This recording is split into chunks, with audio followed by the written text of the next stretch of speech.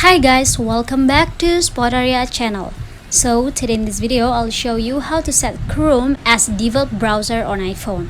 But before you continue this video, I hope you like, comment and subscribe to support this channel, and don't forget to hit the notifications bell. So without any further ado, let's get started. Well, firstly, on your phone, you have to open the Chrome apps. And now you will see the three dots button at the bottom right in the corner of your screen. Just go ahead. And in this pop-up, you will see settings section at the bottom. Now tap on it. Now you just have to go default browser. I'm gonna tap it right now. And now go ahead to open Chrome settings option at the bottom. After that, in this page, tap on default browser app here and just select the Chrome as your default browser app.